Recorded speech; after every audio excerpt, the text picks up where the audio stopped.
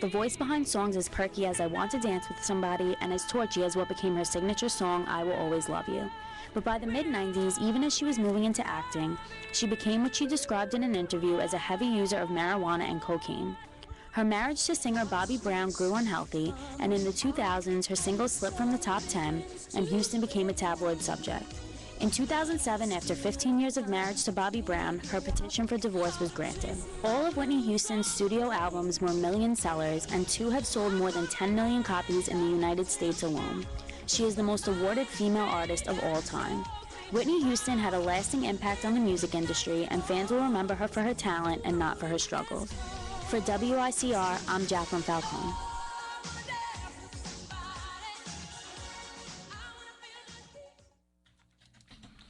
Good afternoon, I'm Lou Migliori, and this is WICR Radio. This segment is brought to you by Peerless Boilers. Listeners, now it's time to replace that old beast in your basement with an American-made Peerless Boiler. Visit peerlessboilers.com to learn how you can receive a $1,500 tax credit. Remember, Peerless builds America's best boilers. I'm here today with Tara and Xavier, and we're going to bring you some news stories that are going on locally and nationally. We're going to start with this great story out of Brooklyn. These 3 8th-grade kids just received a Sony music deal valued at $1.8 billion. Xavier, you have some information about that, right? Yeah, it's actually funny because I went to this concert called Warped Tour this weekend, and I actually seen them on a surprise, just random.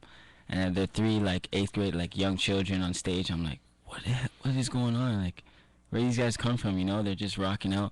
People are like enjoying them, taping them and stuff. And then I look in the news and I see that they signed a deal to Sony for $1.8 million, and I'm like, what? Like, where did this come from? These guys are like millionaires, like out of the blue.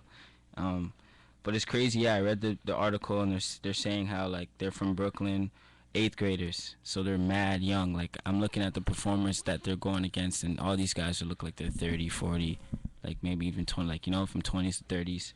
But they said that they had a video that went viral. They made like a performance on like in Times Square, and their video went viral from that. And then Sony kind of picked them up and saw what they did, and they just went crazy from there. Yeah, I mean, I've actually never heard of them. This is the first I'm hearing about this, but that's got to be some kind of record for the youngest deal signed. And I don't even listen to metal. That's the thing. Like, I just stumbled across them, and then they're just like rocking out, and I just seen them, and now they're just millionaires.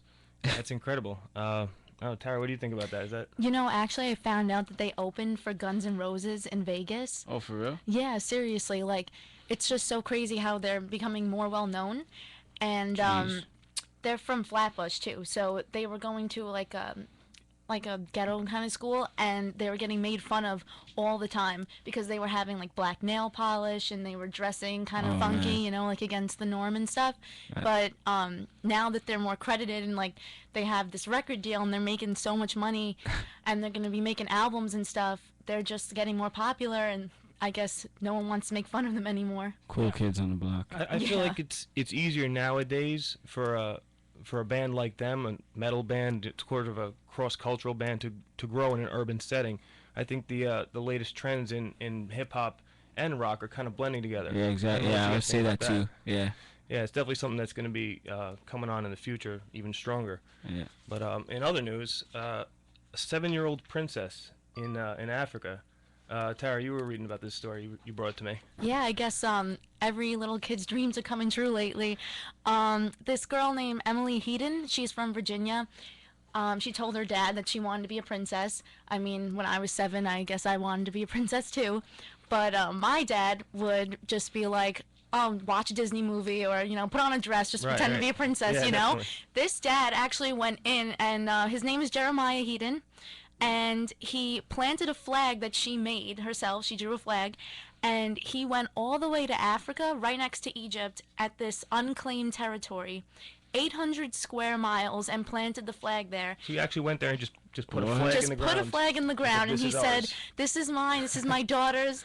And now there's a Princess Emily Heaton in some weird territory in Africa. And are you serious? Yeah. So it's like a legit thing. She's a country. She's a country all by herself. Wow. Yeah, he's trying to run it over with leaders in Africa to see if this is a legitimate thing. What? And Yeah. he's like really fighting for it. He's like, anything for my daughter.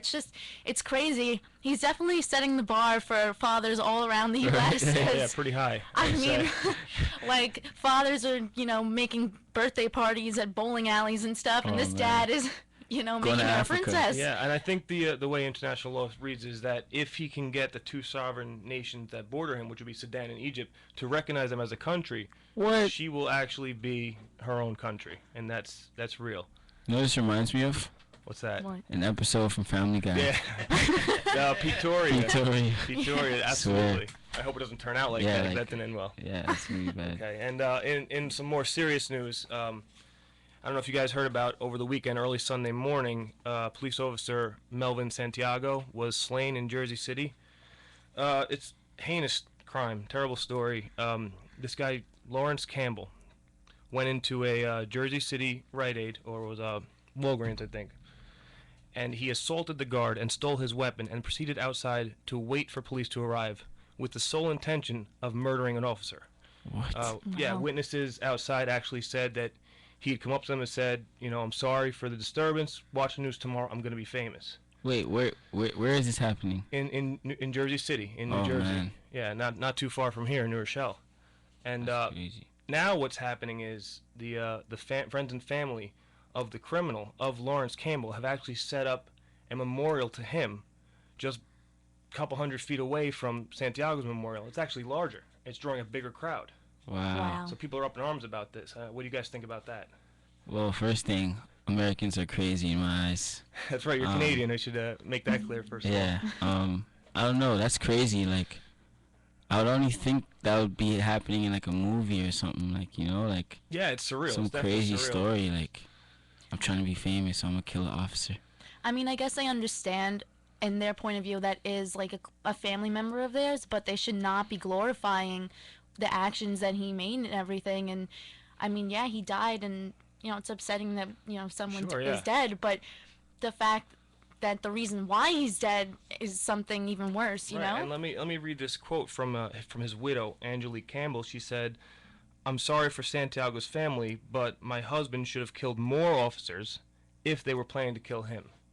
She later apologized for those comments, but I just want to talk about Jeez, no. what it takes to say something like that. Oh, she's angry her husband's dead, but that's a police officer. He's Kill been on the more job for 7 officers. months, by Yeah. the way. You should know. I mean, it's a controversial thing. I know, like, police and civilians. There's always tension there. You know what I mean? Between like lives being taken on both sides. Like, certain innocent people are being taken by police, and certain police are being taken Absolutely, yeah. There's something to be You said know? for that. There is police brutality out there that Yeah. is absolutely 100% wrong. Yeah, but this is so different. He's Yeah. not innocent at all. by. What are they Yeah. talking about? Right, absolutely. That doesn't apply here. It just it's upsetting that you can't stop them from having a memorial, of course, but Yeah. to be that close to where the other memorial is, and for the things that people have been saying, I think it's despicable. I don't know. Yeah. It's kind of crazy. Definitely. Authorities don't have any respect these days. It's getting bad. But our last story, and a little bit like I don't want to say on a lighter note. It was a tense situation at a Taco Bell in Massachusetts, 4 o'clock in the I heard morning about this. last night, where a customer was unhappy with their service. I guess a fight ensued, and the employee turned around and shot that customer with a BB gun. I don't. You guys have Oh, any comments about gosh. this? This is a crazy story. I mean, what time was this again? Like late in the It was 4 night? o'clock in the morning, so I mean, as if the service was going to be good at that time. exactly. It's a good I wonder point. if they were friends. It's possible. The report didn't say. I mean, they might have known each other. I'm Yeah. sure that the guy that goes to Taco Bell 4 o'clock in the morning has been there before. Yeah, 4 like, o'clock in the morning. It's exactly. not Yeah. his first time. Like, it's a. And does this customer just carry a BB gun around everywhere? Well, that's Like, I another don't- scary thought. I mean, we have a lot of talk about gun control, but there's a lot of other weapons out there that, I mean, this guy's walking around with a gun control with a BB gun. Who knows if he has a knife or something even Yeah. more dangerous. This reminds you of something else. What's that? Have you Christmas seen Story? the Tammy Oh. movie? I haven't seen it yet. No, I haven't seen that. Well, you gotta watch it. Spoiler alert? Yeah. Oh, okay, all right. So we Oh, won't, I we won't see ruin it. it for anybody. I'm thinking of A Christmas Story, and then the mom was I like, was "You'll thinking of shoot that your too. eye out." Yeah, I was thinking about that as well. Wow, the BB guns. That's crazy though. Like, honestly, like, Yeah, well, and be careful who you start an It's argument kind of with. funny though too, Why is that? just because like you're there arguing. Well, absolutely. Like I wonder how long they're arguing for until he made the decision to pull out a BB gun and shoot Actually, him. I wonder if he made it clear that it was a BB gun at first, or he wasn't just threatening, Oh, pretending it was a real yeah, gun. like, And you then better run. once it went off, maybe it was bad news for the shooter. Oh man, that's Oh my crazy. God. But he was arrested. And the report says no if he has a lawyer or not. But I'm sure it's not going to be a big deal. But that's our time. So for everybody here, just want to say thank you for listening, and that's WICR Radio.